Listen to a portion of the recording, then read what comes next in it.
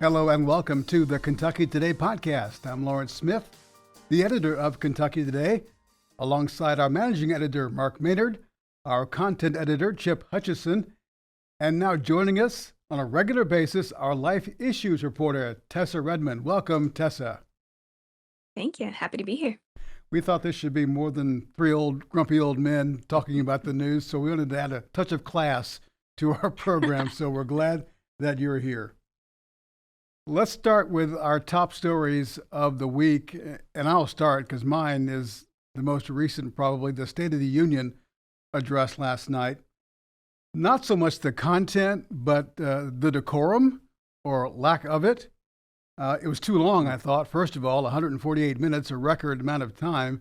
When you start the speech after 9 o'clock, by the time you're over, most of your audience is gone, especially on the East Coast.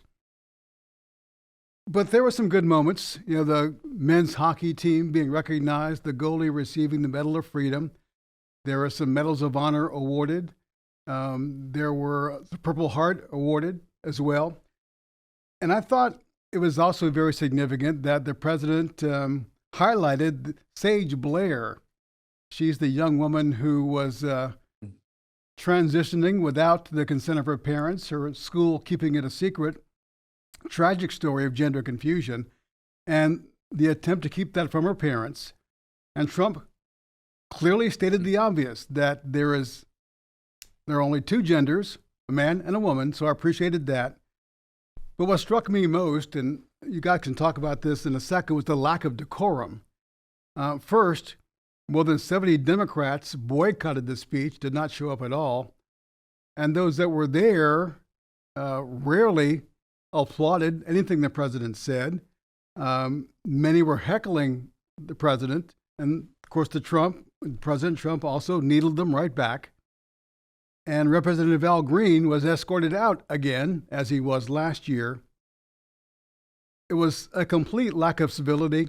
If you've ever watched, I don't know if you guys have ever watched the Prime Minister's address in Great Britain to the House of Commons, it looked like that.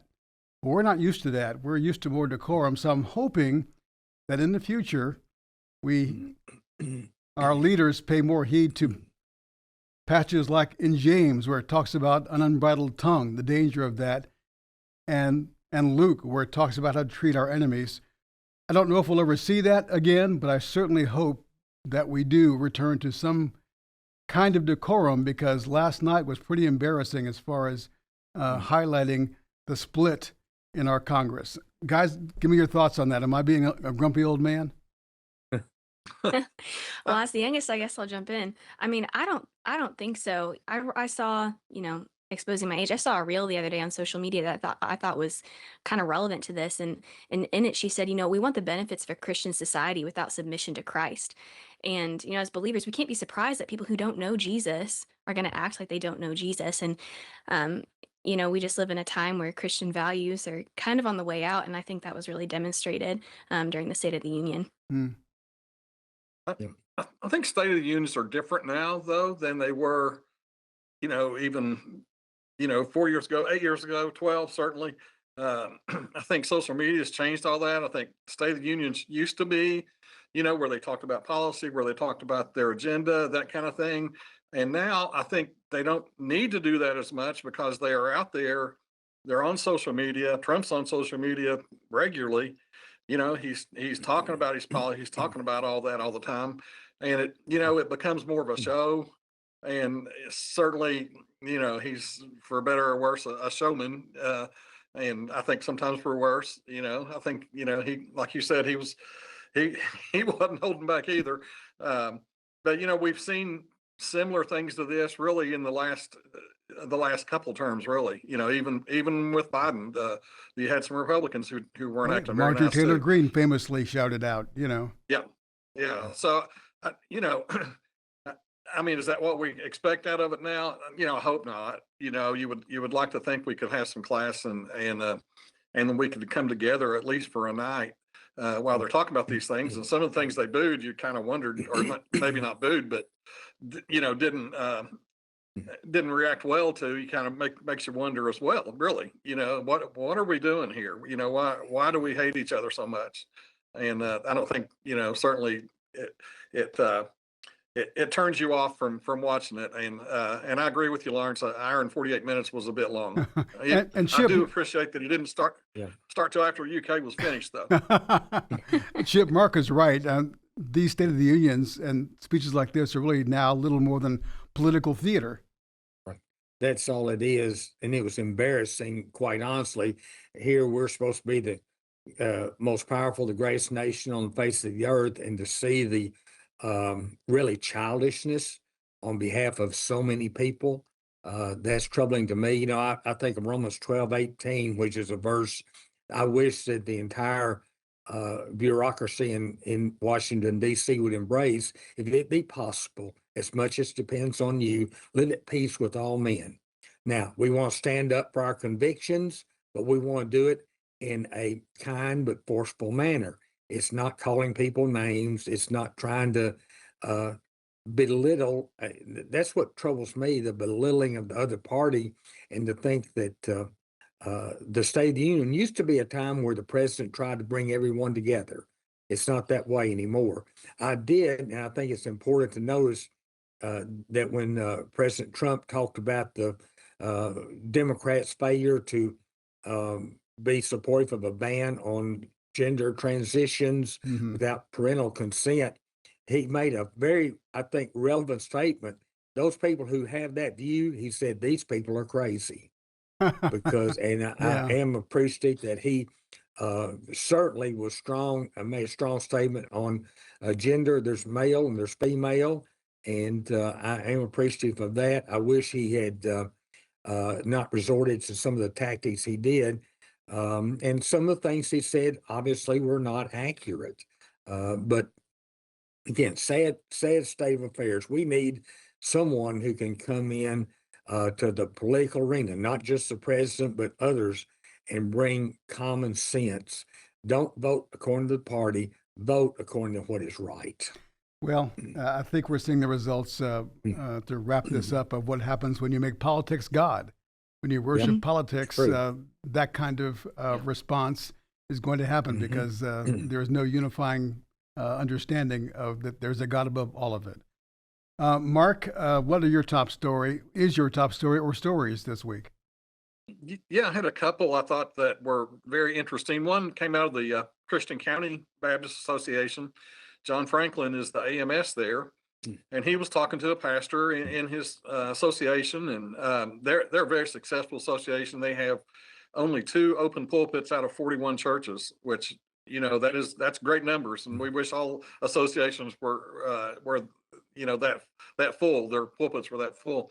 But anyway, the pastor said, well, yeah, he's got a couple of guys who he'd like to see preach, and but there's no pulpits to fill there. He went to Fruit Hill, where Tim Morgan is the pastor, and Tim told him what he did was I started Sunday night services again, and that gave my guys an opportunity to preach. He had 4 guys in his church who wanted to be preachers, who were feeling that call. Well, the more he asked people in the association, the more every one of them was saying, well, we've got 2 or 3, we've got 4, so it ends up they had 25 men who are looking at, that call and trying to see if that's the call on their life. And they want to help them along. So he got with Jason Lowe, and Jason Lowe gave him the preaching handbooks. They got those together, and they had an introductory He's the regional meeting. consultant. Sorry, he's a regional consultant for the KBC, and he's they're in the 3rd print of that book, by the way. But anyway, they set up a meeting, just a meeting of interest, and they had 25 men show up. They had 9 pastors show up, and John.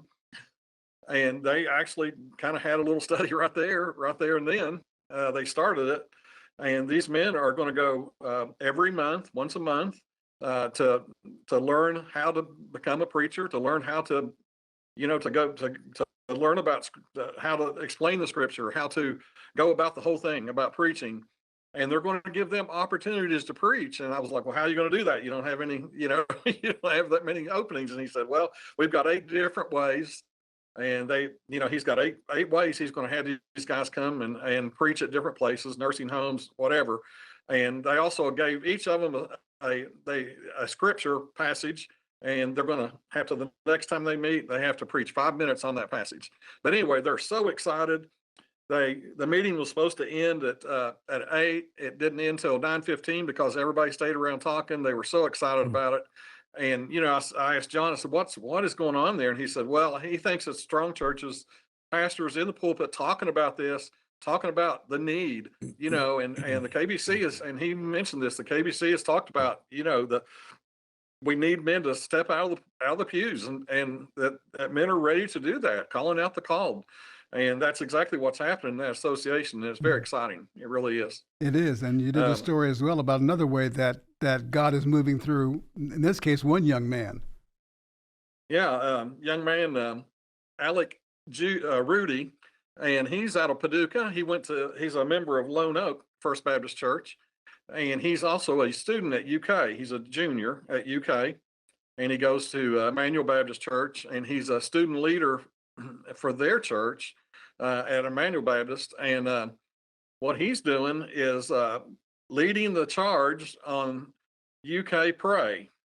And basically what that is an initiative to pray for every person on UK's campus. That's 61,958 people. And he needed 1,500 people to pray for 40 different people over a 40-day span that started this past Tuesday, and it goes through Easter.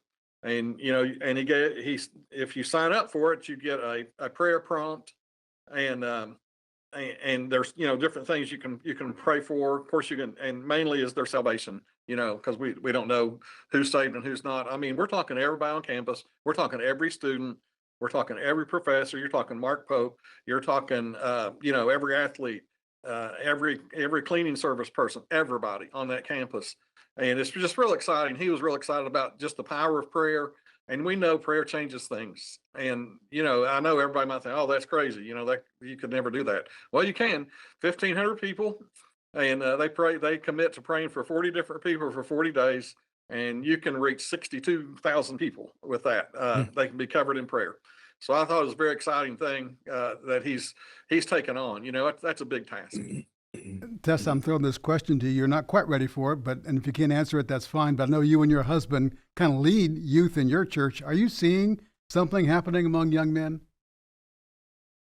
Among young men, I don't know that I can fully speak to that right now. I know, a lot of our males are very young. They're in middle school, and they want a place to belong, and they need purpose, right? They have a drive to accomplish, to provide, to achieve.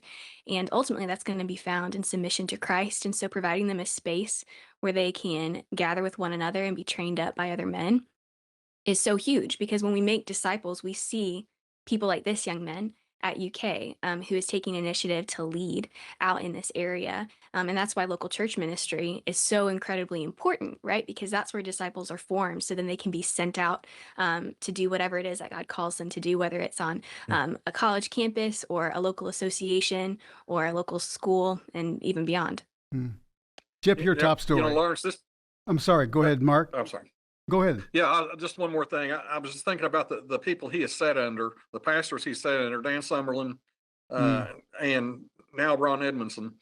And, those are two great ones, really. And I think that's helped Alec along the path, for sure. They've made it their mission to disciple young men, so that's great. Chip, your top story. My top story is Woodlawn Church in Paducah, Kentucky. A fire late Friday night caused extensive damage inside to that church, and the pastor there is Brad Henson. Now, Brad is a former Kentucky Baptist Convention pastor, now pastoring Woodlawn. And when the news of that fire came out, he had about 15 churches that reached out and said, hey, we'll provide space for your church to meet. So that was late Friday night.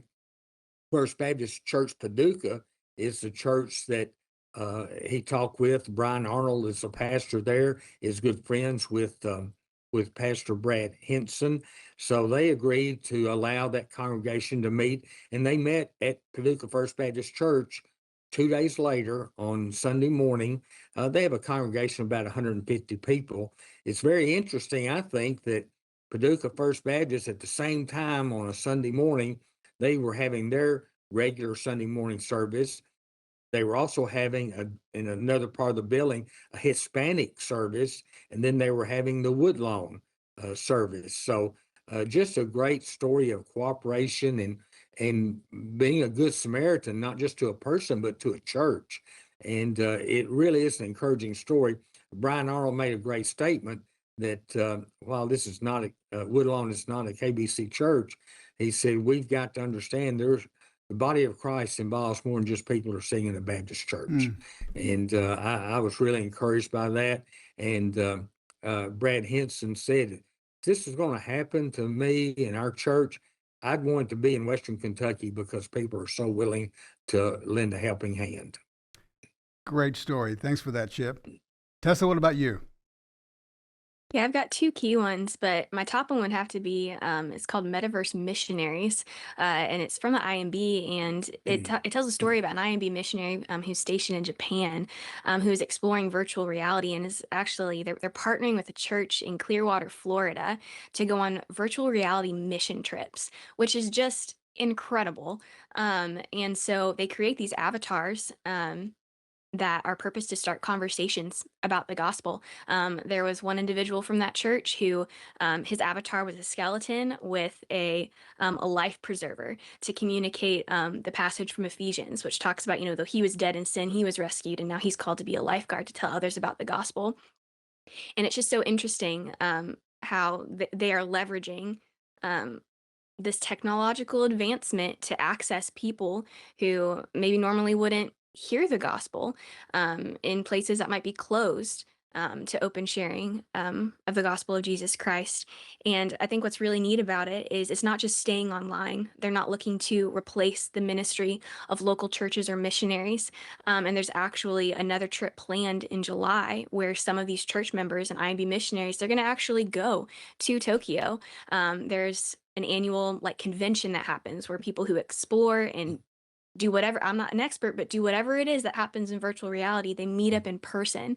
And so there's going to be, Florida church members and IMB missionaries on the ground meeting up with these people, inviting them to coffee so they can talk about Jesus in person. And of course, those conversations have happened in the online sphere, but nothing replaces in-person discipleship. So I just think it's so interesting and encouraging in a world where so much is moving online. And that's a dark and scary place. But the Lord gives opportunities to redeem that and to be intentional. And it was just really encouraging to see the IMB and this local church take advantage of that to be faithful. And Mark, then second, Chip makes an important point there. Tessa makes an important point there. The internet can be a dark place, but the Lord can certainly redeem it for His purposes. Especially the case for those of us who are older and tend not to readily adapt to new technology. Yeah, we have to take advantage of that, and IMB is with this, and I think that is very encouraging to see. Really, you got to go where the people are, right? And a lot of them are online now, and they are doing this virtual reality thing, and they're doing those kind of things, and we got to meet them there. Tess, you had another story as well. I did. There's a House bill that has been passing through the General Assembly, and it's House Bill 227, and it's a child internet safety bill.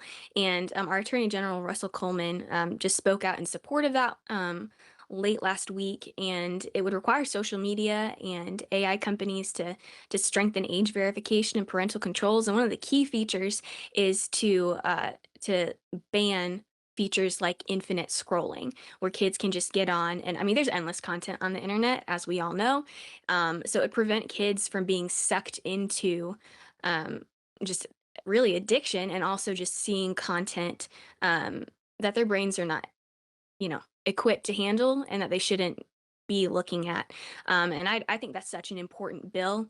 I'm in my late 20s and I've fallen victim to infinite scrolling, and I'm encouraged that the General Assembly is taking internet safety seriously, because it really can impact a child's physical, mental, and spiritual health. Indeed, and we should mention the Attorney General has already also filed a lawsuit against Roblox, which is popular among children and can have some stuff on it that children should not see. So we'll see where that bill goes. Another very important bill that's already passed the House is one that would make the act of grooming a child for sexual exploitation a crime.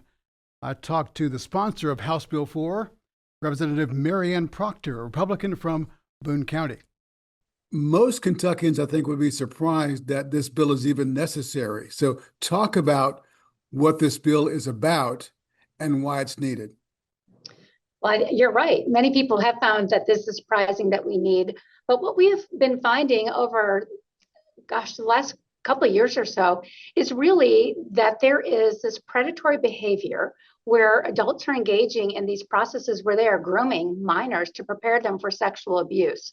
So we don't really have anything in statute that captures this, but we know in every case, before somebody crosses that line, there has been this history of these inappropriate relationships that people have been developing where they're trying to gain the minor's trust and then manipulate that into, bad practices. So we're really this is the gap in the legislation that we're trying to address that. So to clarify, this bill would make the act of grooming, the process of grooming, a crime aside from any other actual abuse that may take place. Correct. So what we're trying to do is stop this behavior before it progresses to physical sexual abuse. So how does the bill define grooming? It defines as an adult who engages in a pattern of behaviors to entice, solicit, coerce, or induce a minor to prepare them for future sexual conduct. So we see that happening where the adults engage in this relationship where they're seeking to build trust, and then they manipulate that for their own purposes. How did you become aware of this problem in the first place? There's several very public cases that happened in Boone County. One is from one of my constituents who's actually a friend of mine. And this happened to her daughter in one of the schools in my district. So that's how I really became aware when she shared the details and what was happening. And then my law enforcement reached out to me saying, we really don't have anything that we can prosecute this guy because there is nothing that would criminalize the acts that he was doing, which were completely inappropriate. You define what grooming means. Talk about what it does not mean. What are some of the exceptions that are part of this bill? We have a lot of exceptions in there. Certainly any conversations that a physician would have with a child about appropriate levels of sexual issues. Same thing with schools. We're not eliminating anything in the health curricula. We're not eliminating these conversations with parents or their family members. And we've also put in there volunteers, people that are working as mentors or Sunday school teachers or things like that, that would be trying to help kids to have what are good, healthy relationships. So those people, those clearly are not what's being targeted in this, but there's certainly carve-outs for that. Now, is there any kind of mandatory reporting requirement? If someone suspects grooming, are they required to report that? And if so, to whom? Well, that's already a statutory thing. We are a state, you're required to report. So that would be any kind of abuse. So we would certainly expect somebody to do that. Is there a danger of someone maybe falsely reporting a grooming for whatever reason? That was an initial concern that I had on this bill, but I think that we have had every stakeholder at the table, and we feel confident because this is an intent crime. It's going to be very difficult to prove. This is a high bar, and so then we really, you're relying on a whole system of our legal system. So the police would have to have probable cause. And then if there was enough there, it would go through the appropriate judges and juries. There's many, many steps that somebody who would be falsely accused would quickly be weeded out. Mm-hmm. The bill passed the House 98-0, which is highly unusual. Congratulations. What does that tell you? There's a lot of support for this bill. I really have had zero opposition, and we have so many groups and so many survivors that have been very outspoken in support of this bill. So I'm optimistic that it's going to go to the Senate, and I expect it will go through with the same amount of success. You mentioned this, but what kind of response are you getting from the general public, especially from people who have been abused? It's been heartbreaking. I've had people from across the Commonwealth reach out to me, and they haven't even told family members that, they maybe had this happen to them 10, 20, 30 years ago, and they're speaking about it for the first time. And what's been interesting is this bill has been out in public since last fall when we've been talking about it. But as more and more cases are coming up in more and more counties across the Commonwealth, it's leading to more and more stories where we're still talking about this. So I think some of the victims had told me that it gives them a step in their journey to recovery. It's given a lot of victims, and it's not just women, it's men as well. I think one of the most egregious cases that we had in Boone County that was recently prosecuted, where the man is now serving 15 years for what he did. It was to a young man. But I think for them, it gives them a voice, makes them seem that they're heard. This is something very difficult for our kids to report because they're confused by it. They don't really understand all the nuances. There's a lot of shame. There's a lot of fear. So they're reluctant to do it. So we're hoping to give them a voice, teaching them how to recognize these patterns and walk away before we have significant emotional damage done to them. Again, back to the bottom line, this is designed to help prevent this kind of abuse, right? Correct. It's a tool in the toolbox for law enforcement to be able to prosecute this type of behavior. Anything else that you want to add that we may not have mentioned? I think it's important for people to realize there are two distinctions to this bill. The first part is if you're 18 and you engage in this behavior with somebody 14 or under, then it's a Class A misdemeanor. Where the bill increases in significance is when it's a position of special authority or trust, because that's where majority are coming from. And these are the people that we teach our children to trust. And so that's why it's a significant penalty. So in that case, if they're 18 or over, and in that special position of authority or trust, if they engage in this with any minor, it's a Class D felony. And if it's under 12, it's a Class C. That's how seriously we take this. It's a reprehensible crime, and we look to punish it as severely as possible. Well, the Kentucky Baptist Convention has made it a priority to stop this kind of abuse in churches and to report it whenever we can, whenever it's found out. So this is certainly another tool that churches can use to stop this sort of thing from happening. Yeah, I hope that you do, because we're finding that churches are not exempt. In this case that I'm talking about, Northern Kentucky, this was a worship leader that came from within the church, and it's very disappointing, and it's the effects of that are so significant. So it's not just isolated to schools, and we're not meaning to pick on just teachers, but really anybody. They're just the ones who are most contact with these young kids. Good luck in the Senate. Nice talking to you. Thank you so much. I appreciate the opportunity. Chip, you're a longtime churchman, former KBC president. I would think this is something that, as we begin to go to the end of our program, that all Kentucky Baptists can support. I certainly would hope so. As we're in an era where anytime you hear someone has groomed someone with illicit purposes, we've got to guard against that. And so, guard against all appearance of evil. So certainly Kentucky Baptists should support this. We don't want horror stories, and this is certainly, I think, a way to hopefully prevent that. We know you cannot legislate morality, but we certainly can stand against immorality. Mark, Tessa, any thoughts on this? I was just going to say, I think it's important. I think this bill is important because grooming is not something that happens outside of sexual abuse. It is step one with the intent of pursuing that abuse. And so I think this bill, in making sure that there are protections for minors and there are penalties for adults who engage in this behavior, that's really important because grooming has a destination, and that's where it's headed. And so I think this bill is appropriate. And Chip, I agree. I think Kentucky Baptists can and should get behind this bill.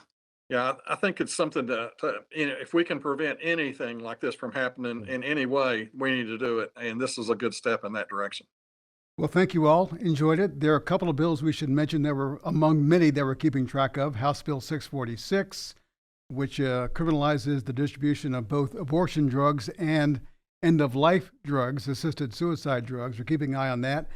And there's a bill just been filed, House Bill 714, which gives personhood rights to unborn children. So we'll be keeping track of that, particularly Tessa, who's our life issues reporter, will be keeping track of both those bills. Well, thanks for watching and for listening. Please tell others about KentuckyToday.com and give us a 5-star review on Apple. For more on the Kentucky Baptist Convention and the cooperative program that makes this program and many others possible, go to kybaptist.org. Lord willing, we'll see you next time on the Kentucky Today podcast.